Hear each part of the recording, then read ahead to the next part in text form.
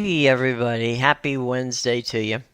It's Jim, it's Amadeus, and Amadeus, this could be the final game of the World Series because the Texas Rangers are looking to be a perfect 10 on the road, taking on, you know, the Arizona Diamondbacks tonight. Yeah, the Texas Rangers. We've kind of adopted them as Right, as the official show of the or the official MLB team of the show for these right. playoffs because we've been all over them. But yeah, I think you said it best yesterday. They're what 10-0 now in 9 road 0. games in the They will be playoffs. 10 9 and 0. 0. 9 and 0 with a chance to be 10 and 0 tonight. They will be 10-0 after they after they win tonight. Yes, Right. yes. And they've got Nathan Eovaldi on the mound tonight. Nathan during the season, 12 and 5 with a 3.63 ERA. Arizona is going with their righty Zach Gallen, who was 17 and 9 with a 3.47 ERA. First pitch, by the way, for those of you wanting to watch tonight on Fox, it's at 8:03, and the pregame show, of course, is at 7 o'clock. So that's what you can find on your local Fox affiliate. The Rangers, you know, you know, I'm sorry, you were right. They are 10 and 0 already. They want to be a perfect 11 and 0 in the postseason. They're they won the game last night 11-5, and things got a little sloppy. But I think when you got a 10-0 lead, you can afford to be sloppy. In like the Um, second inning. Right, yeah. They two 5-run innings. How about that? It's normally not how you get to 10, but hey, they're going to take it. Um, Corey Seager hit another laser beam out there. Marcus Semien hit a home run last night. So yeah, I mean the Rangers are looking good. Heading into, I mean they only have to win one more game, and look, you mentioned this early on. You liked Nathan Evaldi.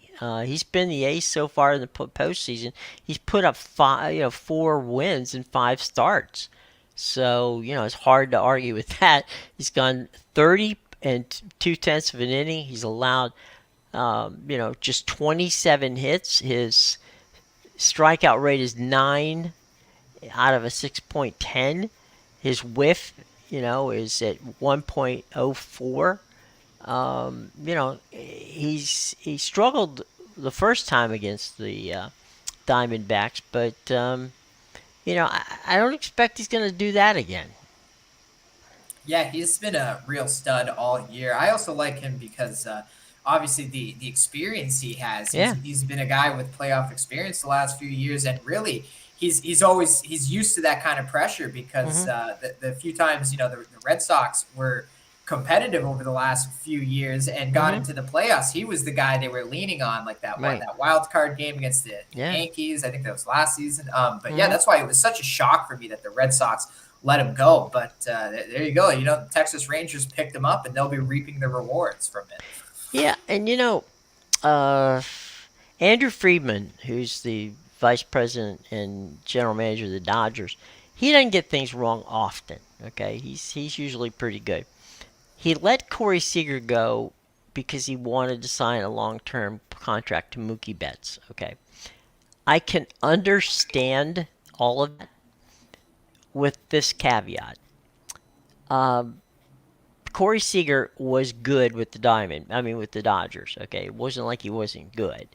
Um, I think he was probably underappreciated as a shortstop and as a hitter. And then they went and got Trey Turner in that deal with the Nationals, and I thought they were going to re-sign Trey, and then they decided not to, largely because I think they really have, you know, we've already put him, we've already put Otani in in a Dodger uniform for next year, so that's already, that we should be an agent. Otani should send us money for this one, but that's the way that goes. So I'm wondering if as Andrew Friedman sits back in his home in Southern California, that he might just be a little bit, have a little seller's remorse on this one, that they didn't pony up because you know the deal that he got in Texas was a deal that probably could have gotten easily in Los Angeles. Maybe the Dodgers are starting to be a little more spending conscious, just because maybe good old Todd Bowley there is learning how much it costs to buy Chelsea, and soccer players could be expensive. So Right, yeah, that you got a whole nother team burning a hole in your wallet now. right. It's a good point. It's a very good point. But the Dodgers print money, so That is true. I don't know. I mean, obviously, if they're gonna get our boy Otani, like we said that they are, that's not gonna come cheap. So we'll see how that plays out. But hey, at the end of the day, um, this is going to be a fun game tonight. And if you're really a baseball fan and you appreciate, like you were talking about, Evalde, it would really be cool for him to get that nail down that win.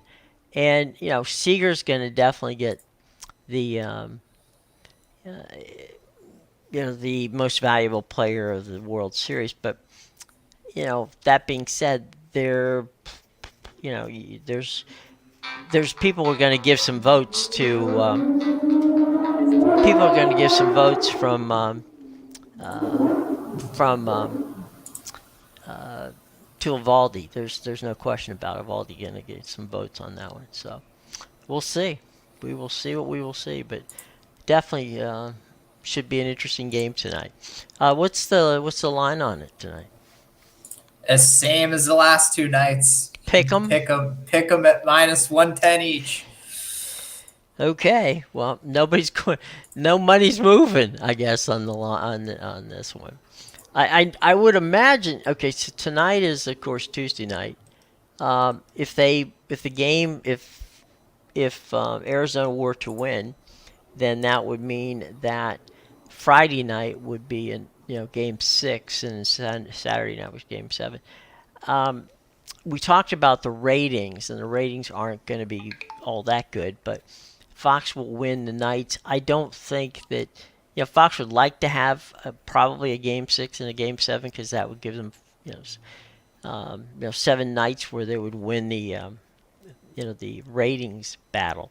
But we'll see if Fox gets lucky in this situation. They didn't get lucky with the two teams, but they might get lucky with some at least a couple more games. But I don't know. I don't think it's going past tonight.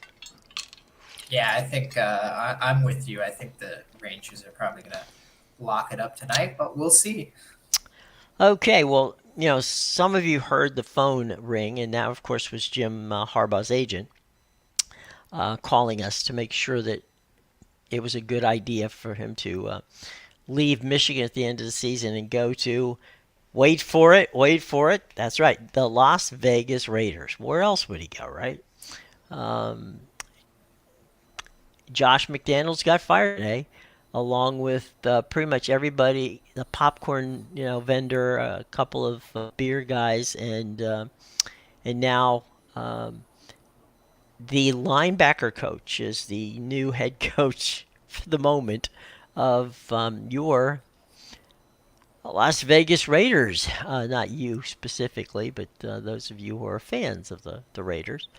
And they have fans in Oakland, they got fans in Los Angeles, and now they got fans in Vegas, and they're wondering where You said they're benching Jimmy G. What's up with that? Yeah, so they definitely did it in the most Raider way possible. They fired the head coach McDaniels. Right. They fired the offensive coordinator, and they fired I forget who else. Oh, and the GM. So the head coach, the GM, the offensive coordinator. We're going to keep the defensive coordinator because it's not like we have a bottom five defense in the NFL or anything, but we'll keep him. And we love Max Crosby so much, so we're gonna promote the linebackers coach to the head coach. And his first decision as interim head coach is, Mm-hmm. all right, Jimmy G, you're benched, and we're gonna roll out Aiden O'Connell this week. I not for nothing, but I'll be honest with you. I don't recall ever, and it's ever's a long time, so I could be wrong, but I don't recall ever seeing a head coach get fired and then a position coach. Not, I mean, obviously, um, offensive coordinator is not a position coach. That's the offense. They have quarterback coaches, they got wide receiver coaches, they got running back coaches. In this case, we get a linebacker coach who is taken over.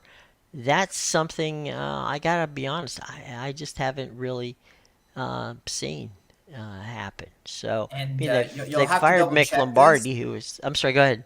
I was gonna say you have to double check this, but I think the quarterback coach was promoted to offensive coordinator as well. Oh, okay. Well, I'm looking right now to find out um, what's going on here, and um, um, Antonio Pierce is the new assistant. I mean, the new head coach. He's the linebacker coach. He has no coaching experience, no head coaching experience in the NFL. He's 45 years old. He's in his second season as an NFL assistant after spending 4 years at Arizona State in various roles, including associate head coach. However, he did spend 9 seasons as an NFL player, with four of those coming with Washington in 2001 through 2004, and five with the Giants from 2005 to 2009 as obviously a linebacker. So he's your new head coach. There isn't a general manager, so that means that's something that we're going to have to see play out. And yeah, without a GM, Champ Kelly, who was the assistant GM, is going to take that role for the time being. You know, maybe, um, and this is again just total 100% speculation. Maybe Harbaugh, would they give Harbaugh the role of GM and head coach? I mean, that's always been kind of the holy grail for coaches, right? If you want to get somebody, Parcells, brought that lovely uh, that lovely line that if you're gonna cook the meal, you should buy the groceries, meaning that head coaches should be allowed to be general managers. He proved that that was a pretty stupid concept, and we see the same thing with what's happened up in Green Bay had it happen um, with a couple of coaches they had up there, and then it's as I said before, we've seen it with Belichick in New England. So I I don't know what to say. I mean, I do think that they're going to go heavy after Jim Harbaugh, and he's probably going to take it. Yeah, it's definitely a possibility that he could get both. Maybe his recruiting skills from coaching at Michigan helps him pick out the next star quarterback for that franchise. But I also read that if he does get slapped with some stuff from the NCAA, Right. the NFL isn't just gonna let him take sanction. They will pass down a similar suspension to him if he chooses to come to the NFL. Well, we'll see. I've I mean, I've seen the NFL say a lot of things over the years that they haven't, gone through on. I don't honestly see how they can do it, right? I mean, the NCAA is one thing over, and there've been many coaches who've sought safe haven after screwing up in the college ranks, only to find jobs in the NFL where nothing has happened to them. So it's one thing to say it; it's another thing for them to execute on it. I'm not so certain that that's going to happen. We'll see. What we'll see. There's also the situation where maybe uh, Harbaugh telegraphs that he would like this guy as the general manager, whatever this guy may be, and they go in as a partnership deal. So maybe that's part of the deal as well. Is that I've seen normally you have the GM hired before the coach, although there have been obviously numerous cases where the coach has been hired first and then they go and get the GM. With that particular coach's okay and blessing. So we'll see how it rolls. Mark Davis, like his father, really never does things by any book that you and I might be willing to read. It's definitely a different situation to be sure. So we'll have to see how it plays out. But I don't know. I think that the that Jimmy Harbaugh's headed for the desert. And after what's going on in Michigan comes down, that's going to be a very interesting situation to be sure. So there you go on that one. We will keep an eye on it and figure out what's going on from there. So, so Jimmy G gets the backup role, and we'll see how that plays out too. Yep, back to his usual backup role. Yep.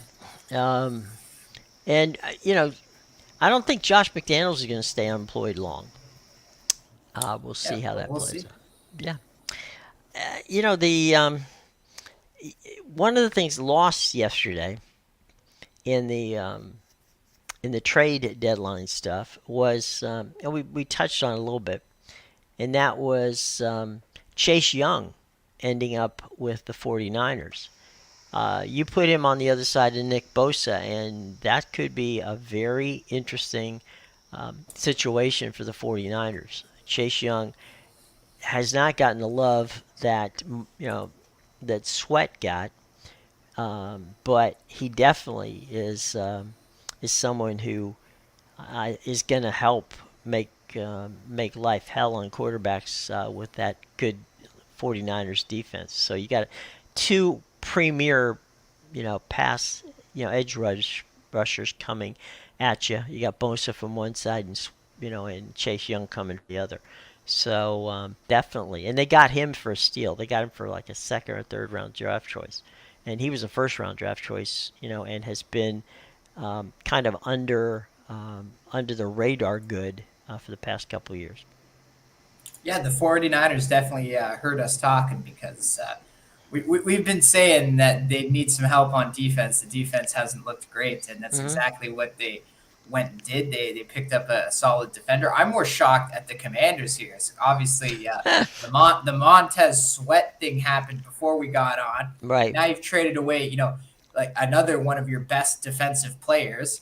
And I was reading something about the contract they gave to Deron Payne had something to do with it. But Yeah. at the same time, something's going on with this Commanders franchise. They was just purchased by a new ownership group. The Hmm. first thing they wanted to do was change the name again to something else. Hmm. Ron Rivera is one of the favorites to get fired right now. The defense has been awful. I Hmm. think I think we're gearing up for this ownership group really wants to make the team their own. I think they're going to can Ron Rivera. I think you're going to see Bieniemy get the promotion to head Hmm. coach. Yeah. And I definitely think that they're building for the future at this point, trading away, your two best players on defense. Because again, you could say like, oh, that's a dumb trade for them to trade away, but the ownership group might look at it like we didn't draft these guys. They might be good, but we have no emotional attachment to them.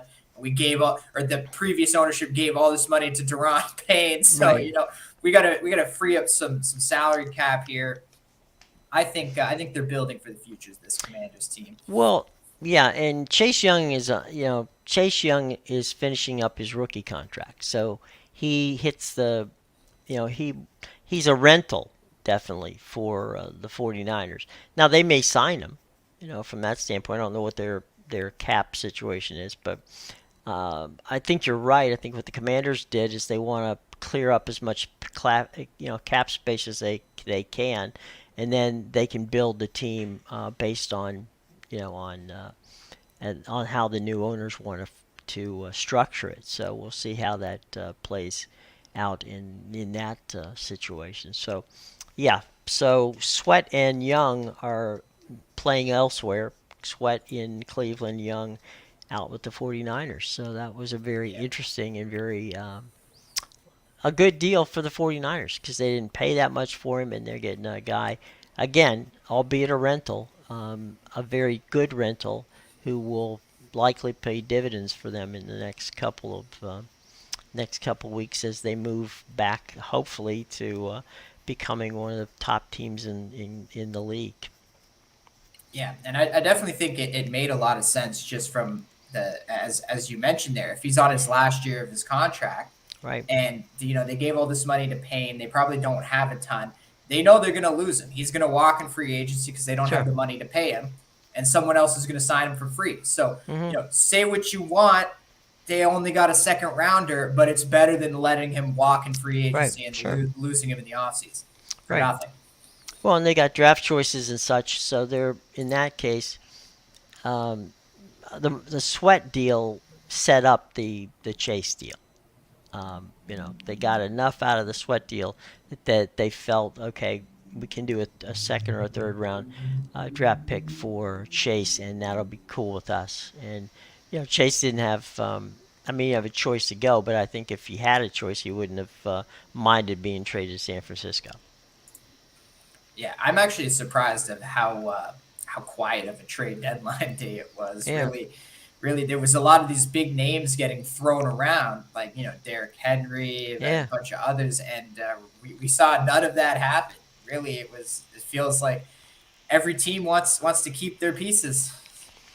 Well, I think that the other thing is some teams wisely didn't react and trade away, massive amounts of draft choices to get players. And I think that's been, if they've learned anything, that these deals you know, during the middle of the season, if you overpay for somebody, it can come back to haunt you. So I think maybe the league has learned it. Maybe they've been, too many teams have been burned on these mid-season deals, and you know, if you can get like a Sweat or a Chase Young or somebody like that, um, that makes sense. If by the way, it still doesn't make sense for Chicago. I still know what they're doing, but it definitely Again, makes sense. they Go ahead. could I'm be sorry. building for the future just because they'll have what they have the Carolina Panthers draft Right. picks. So if they end up getting the top two draft picks, then yeah, maybe you use those picks Right. because now you've traded for a better defensive player, you've Hmm. bolstered that. That's not a need Right. now, and so you use those picks somewhere else, especially if you find out Justin Fields is the guy, or maybe it's Tyson Bagent. I mean, Right. I doubt it, but we'll see. And if Hmm. you decide one of those is your guy, you don't need a quarterback. So We it'll be an interesting draft for if sure. you have two first round draft choices, right? You can take one of them and use it on a first rounder, and take the second one and probably trade it, for multiples. So you may end up with trading out of the first round with that second pick, that second first round pick, and pick up three or four other draft choices for it. So it depends on who wants what and who wants it, where they finish. Um, they may end up, as you say, at number one and number two. They certainly aren't going to end up any worse than number one and number four. So that's going to be interesting from that standpoint because they will have plenty of stuff to deal with when the time comes in the NFL draft of 2024. So there you go on that one. We have let's see, one other college football note before we actually talk about some action tonight, and that is that Kurt Herbstreit of ESPN must be listening to us because he said that team, his top team right now, is the Oregon Ducks. He thinks Oregon has gotten better after the loss to Washington, and he pointed to how well they played against Utah the other night to win that game, and against a very good defense, and how well Bo Nix is playing, and how well that the defense is playing, and that they are the scariest team. Herb Street's um, analysis, the scariest team in football. at this point in time in college Yeah, football. yeah, I definitely agree We're with not that. going to argue with them. We've been telling them that, singing their praises for most of the year. Yeah, especially with specifically the line of scrimmage on both sides of the Mm-hmm. ball. They can dominate absolutely anybody in the country there, and that's why I say throw them in the playoffs. Mm-hmm. This is the time we need the more than the 4 team invitational more than ever because Mm-hmm. Ohio State, Ryan Day, show me how tough you are. Okay, go Right. play Oregon. Let's see it. Let's see it. Not winning that game. Well, they've already played Oregon. What was it last year? And they got or a couple years ago. They have played, and it's not ended well for Oregon. I'm sorry for Ohio State. Oregon did play Georgia. That didn't end well for Oregon. But that was when Georgia was Georgia of last year, not Georgia of this year. So we'll see how Yeah. that goes from that standpoint. All right, it's time for some action tonight. I know you're all ready. Okay. Ball State and Bowling Green. That'll be at Bowling Green. Probably going to be a cool night out there. Uh, in Bowling Green's right for those of you not familiar with where the action will be played tonight. It's going to out in the far western part of Ohio, just almost on the Indiana border there, right? Kind of at the maybe 60 miles from the line of Michigan, and maybe another 40 miles away from Indiana. So it's right up there in the corner, northwest corner of the state of Ohio. And then just south of Cleveland, it's Kent State and Akron. That's a 7:30 game on ESPNU. Drew Carter and Dustin Fox calling the game. By the way, Mike Corey and Rocky Borman got the game with Bowling Green and Ball State. Kent State and Akron, they are rivals. They're within a few miles of each other. And, you know, they've had some fun matchups in the past. So these are two teams, four teams, I should say, that have had some beef in the past. So we'll see if that's going to help make them entertaining games. Most of the time, action games are pretty entertaining. And so, what do you say about tonight, there, bud? Yeah, definitely. I was gonna say you could throw in with the Kent State and Akron. They're rivals. They're close to each other, and they're the two worst teams in the MAC this season. Both Right. with 1-7 records overall, and both 0-4 in the division. But someone's got to win this game tonight. So we'll see. Maybe that might not be the game to watch. Ball State and Bowling Green isn't really that much better though. But Bowling Green has played pretty well this season. Mhm. Ball State not so much. But then again, Ball State did have that tough first stretch of the schedule where they had to play in Georgia and in Kentucky Mhm.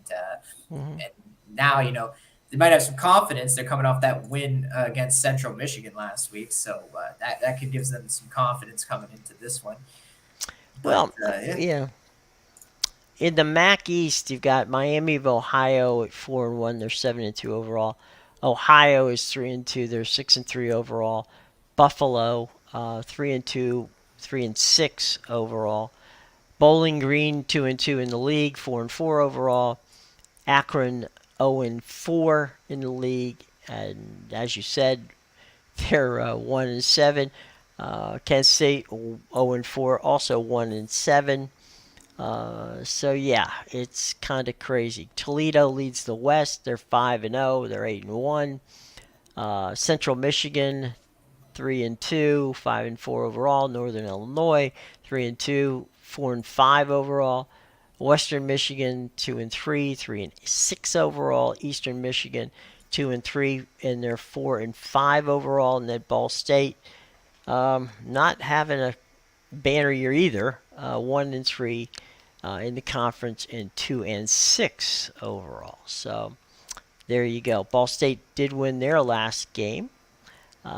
Also, Bowling Green has on a two-game winning streak. So that's for what it's worth. Akron has not been winning much lately.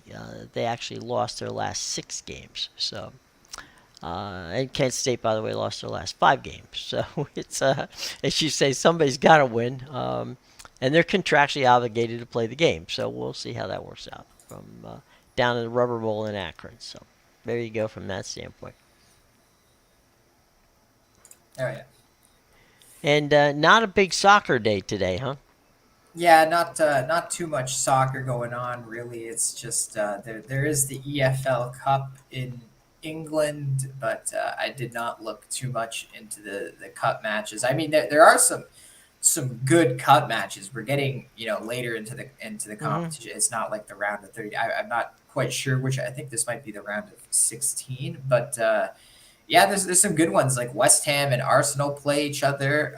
Also, Man United and Newcastle. I'm sure Foxy will be Mm-hmm. geared up to watch that one. Same with Sean. So that'll be a good match for them. Good old. I think it's at Old Trafford as well. So Right. good old Man United. And I think there's also one MLS game tonight. The Columbus Crew and the Atlanta United. I believe they're the only two teams that have not played their first match of the Right. MLS playoffs yet, and they're doing it so weird this year. It's like a best 2 out of 3 series where they play home away home, and in this round specifically, and then every round after this. The next round, the semifinals, and then the MLS Cup finals are all just one-off matches where the higher seed has the home advantage. So I think the MLS still needs to figure out their playoff structure here a little bit. That would not be surprising that that would be the case. Without question, it's definitely interesting from that standpoint. Um, you know, there's been a lot of talk. We talked about the college football playoff situation, and people are starting to ask questions already. Notably, how teams have been ranked in there, and what's going on. And I mean, we talked about it ourselves, and the committee ranked Texas at number 7, Alabama at number 8, Oklahoma at number 9. It just doesn't make any sense whatsoever. I mean, Oklahoma beat Texas 34-30. In a neutral site game up in Dallas, and Texas beat Alabama, 34-24 in Tuscaloosa. So,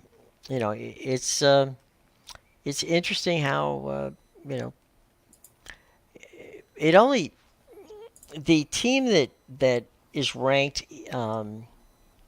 since they've done the CFP, the team that's ranked number 1 in the CFP has made the college football playoffs, the top 4, every year that they've had the CFP so far. So, you know, take that into your consideration as to what's going on.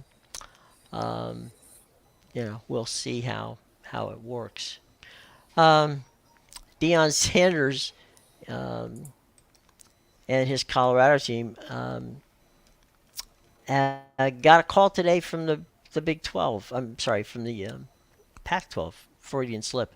Um, the Rose Bowl is asking the players on Colorado's team who allegedly had items stolen from their locker room during the loss to UCLA. Um, the NCAA is being implored for some help by Colorado. The kids were robbed during the game last week, and it's really kind of a sad situation where you've got kids who put their valuables in their lockers, and then somebody gets in there and robs them while they're out playing football. The Pasadena Police Department confirmed that it was having an investigation into the matter on Monday, stating that UCLA, in their communications with law enforcement, the Rose Bowl Stadium has said that they will do everything possible to take care of what happened to the University of Colorado, and also they do not want um, you know, uh, this to get out that this is a bad situation. It doesn't look good for the Rose Bowl, doesn't look good for Pasadena, and it's not a good situation for UCLA. UCLA, by the way, is finishing up their contract with the Rose Bowl, and there's a heavy duty push for them to be playing at SoFi instead of the Rose Bowl. And if you SoFi makes more sense because it's closer to Westwood. So I don't know. We'll see how that works out. But you know, there's a lot of things here that doesn't play out well. So we'll just let it go from that standpoint. But we'll keep an eye on it and see what's going on, and see if they get back their their money. Um, One other soccer note, and we'll kind of turn this one over to you. The FIFA president, Gianni Infantino, confirmed that Saudi Arabia is going to be the 2034 World Cup host. Um, that politically, on the worldwide stage, isn't playing well. I don't know how Qatar got you know how Qatar got a pass and suddenly Saudi Arabia is the worst. I don't know what to say. I mean, FIFA has never been one that has looked at these things from any sort of political standpoint. It basically boils down to them who's going to put up the money. And clearly, the Saudi Arabian government has decided that's what they're going to want to do, and they have secured the rights to the World Cup in 2034. Yeah, all I can say to that is I kind of knew this was coming. I expected them to get to 2031, but Mm-hmm. they're getting to 2034, obviously. And yeah, I can definitely see why there's a lot of uproar for it. Just FIFA, you hit it on the head there. FIFA's a very corrupt organization, and to them, money is the biggest talker. Mm-hmm. If you have the money, they don't care about you. They don't care about me. They don't care about the people or where they're hosting this thing. As long Or the as you have the players. money, yeah. Yeah. As long as they don't care about your safety. FIFA really doesn't care about anything but the money. And as Mm-hmm. long as you have the money to support to pay them and Mm-hmm. support the World Cup and build the stadiums, it's all yours. So that's exactly what happened here. The Saudis have the money and they're getting the 2034 World Cup. Well, I mean, look what happened when Qatar got the World Cup. They changed it to a November event because it's too hot to play in over there in the summertime. Qatar is bordering on Saudi Arabia. It's not cooler in Saudi Arabia than it is in Qatar. Yeah, and they'll have to do the exact same thing because once again, you're playing in the middle of the desert. Right. And it doesn't cool over there. Just doesn't happen. So, well, I guess that we've got till 2034 to find out what's going on. So we got 10 years to hang out and figure it out. But it is I don't know. I can't say it's a bad look because the USOC and the IOC, the International Olympic Committee, they're not much better. I mean, they do the same thing, and who's got the money gets the right to the Olympics. I mean, they've you know looked the other way against China. They've looked the other way against Russia. They looked the other way against a number of countries where things have not been particularly you know uh, equal to the rest of the world, but it is what it is. So the IOC picks them. So what do you do? All right, I know what we're gonna do. We're gonna talk about your big bets for tonight. Yeah, you can get my premium plays at bigal.com, pickadvisor.com, and theinsidersroom.com. The links are in the description below. Go check them out. I cashed my only play last night with Central Michigan, There you go. and I got my MAC game of the month up today, so you can go get that. I also have 3 NBA plays as well as 4 Brazilian soccer plays. So big slate in Brazil, but other than that, not too much going on in the soccer world. So make sure you check that out. So the Chippewas came through for you last night, huh? Oh yeah, the chips. It was a nice snowy game too. At one point, it looked like there was a blizzard before halftime, and then they came out and it had stopped snowing, so it was they had cleared all the lines and stuff, but there was still snow on the ground.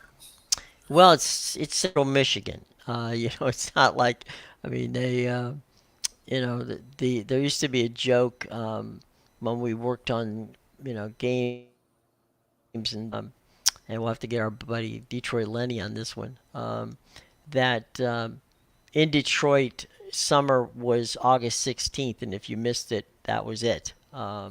Didn't take long to go from spring to fall. Not a lot of hot days in Detroit, and definitely not a lot of hot days up in Central Michigan, where things get real cold real fast. So and that we've had some. Remember, I forget who played last year, but it was early in the season. Early Maction season, and we had a pretty solid snowstorm. It might have been Toledo, where that was last year, but. They usually get them, and it's a lot. It makes it fun to watch. I'm not so certain that it makes it fun to play in, but it's certainly definitely like watching football in a snow globe. So yeah, and it's been kind of fun. So we'll have to see how it plays out, but definitely Michigan, Central Michigan, had a big night last night, and glad it worked out for you. And so some action tonight as well, and Major League Baseball. So ESPN and the ESPNU's got football tonight. FS1's got football tomorrow night. We'll get to that, later tomorrow. And then we got the World Series. So there's stuff to watch.